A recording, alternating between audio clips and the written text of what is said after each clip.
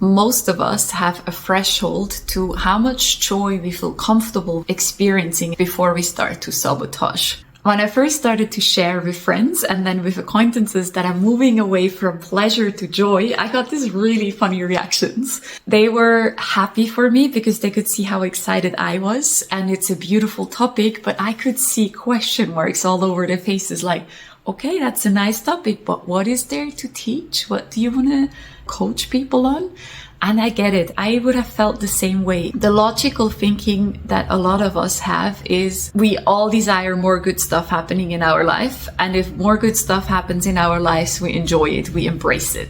Unfortunately, that's not how it works. And I had to learn the hard way. There is a whole other dimension to healing that unfortunately gets neglected. And it can also feel heavy and that you're alone in it when you start to encounter this stage of your healing because it's not talked about enough. I've done a lot of work. The last 12 years have been dedicated to figuring out who I am. I was a very, very joyous and lively and open and curious child. I realized that I was losing more of that. And I went in search to find that Jasmine again. I wanted to feel as excited about life and about people and about opportunities. I wanted that joyousness and that lightness back. And it took me on this amazing journey after I did the training with Leila Martin for the sex, love and relationship coaching. When I dove deeply into pleasure, I started to realize there were similarities to joy. The specific moment was when I went full in with my business about 2 years ago. Before that, work was always the place where I still had to compromise. It was the first time in my life, because I was full-time working for myself, that it was something that I 100% could stand behind and something that brought me a lot of joy. And when I experienced all of this joy and the excitement, and also in these moments where it started to flow really, really well, where there was resonance, people were interested, I had more creative ideas, these were the most triggering moments in my fucking life. They were more triggering than when I went into the depths of my trauma. And that shocked me. I was like, what the fuck is happening? I've done so much healing. Why is the good stuff now so triggering? First, I thought it was just me. So I went back to therapy, to an amazing therapist to work on this somatically, because that's how it showed up. I'm going to talk more about this. When I started to do the deeper work with her, of course, there's aspects to my specific story, but a lot of that, I think a lot of people could resonate. When I decided to make this my topic and I researched a lot, I realized there were some universal patterns in there as well. I did a training with Jessica Maguire around the vagus nerve and understanding the different states of the nervous system, which I think is, in all of my healing, one of the most important critical things. For example, when we're anxious, there is a different part of our nervous system that is being engaged than when we feel really, really heavy and drained and unmotivated and just flat. And she's teaching about these different nervous system states and how to recognize in which one we are and how to regulate ourselves. Sometimes we need to upregulate, sometimes we need to downregulate.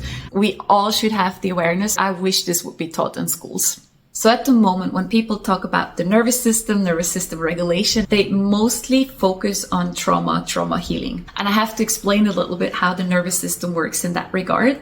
It's the familiar hell. Your nervous system loves familiarity because if it has been going through something over and over again, it is much easier to predict what might be happening. And my reactions, the tools that I have to deal with it, are tested. I already know if I'm doing this, this is going to happen.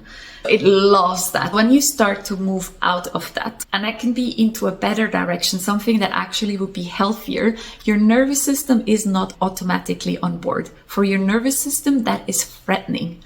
It is scary because now you're in a new situation with new reactions that are going to happen and you're trying new things.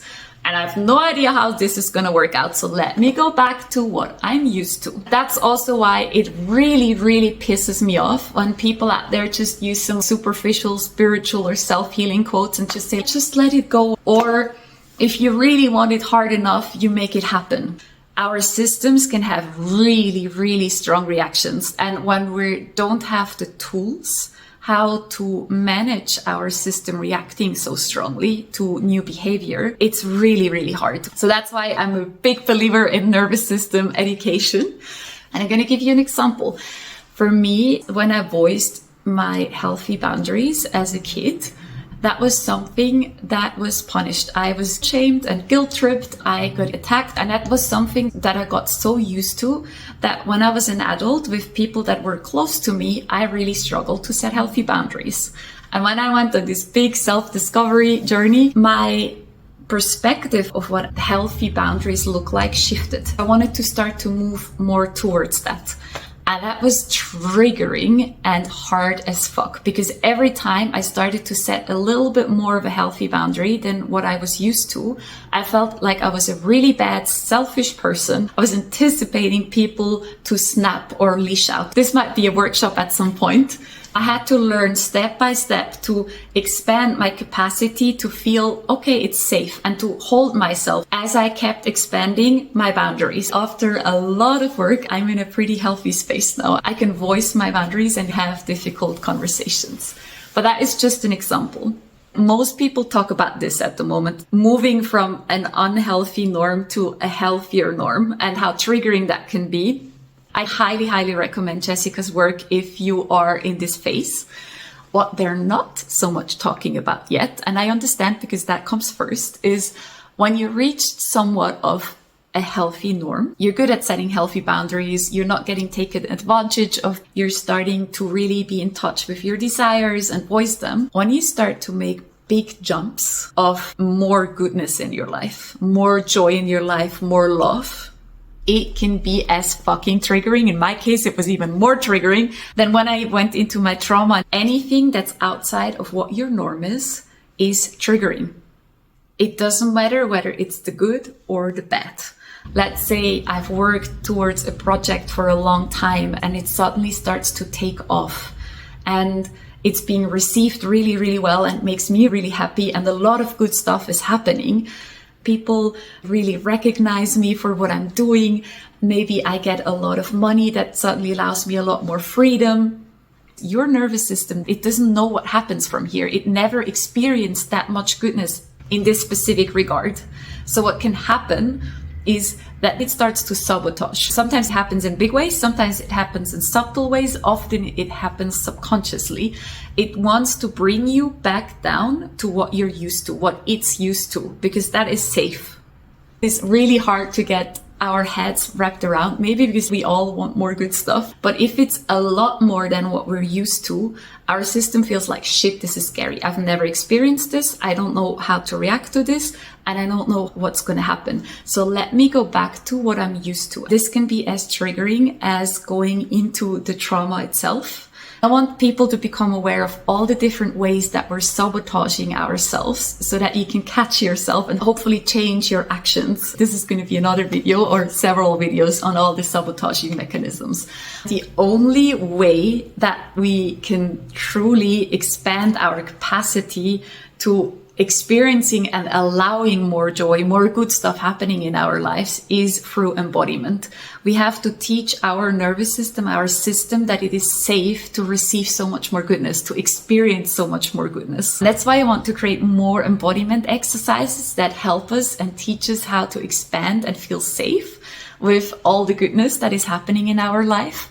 This is for people that either already established a healthy baseline and they're starting to experience and call in and create a lot more good stuff in their life. And they also started wondering, or maybe see now after the video, how they've been sabotaging themselves. And it is for people that are in the heaviness at the moment, that do the trauma work, but also want some balance to not just go into the heaviness, but also train the lightness.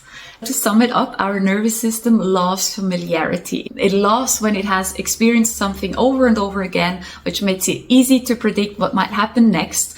And it already has a whole box of tools that it can use and different actions that it knows what kind of reactions it's going to create. That can be very unfortunate when we're starting to go from unhealthy behaviors towards healthier behaviors, but it feels threatening for our system. And unfortunately, it also can be triggering and difficult when we're expanding our capacity for how much goodness we allow in our lives. Because that, once again, is something different than what it's used to, and anything that is different becomes scary and threatening, and it's trying through sabotaging ourselves to bring us back to what our norm is, what our baseline is. The good thing is that we can shift our baseline. We can train our nervous system when, for example, it's in trauma response, to go into healthier behaviors and feel safe with these healthier behaviors. And we can train our nervous system, once we have these healthy behaviors, to go into even healthier behaviors of allowing a lot more goodness, a lot more joy, a lot more love, a lot more success in our lives. But we have to take our nervous system on board. We slowly have to expand the capacity of our nervous system so that it feels safe with all that goodness that we're experiencing.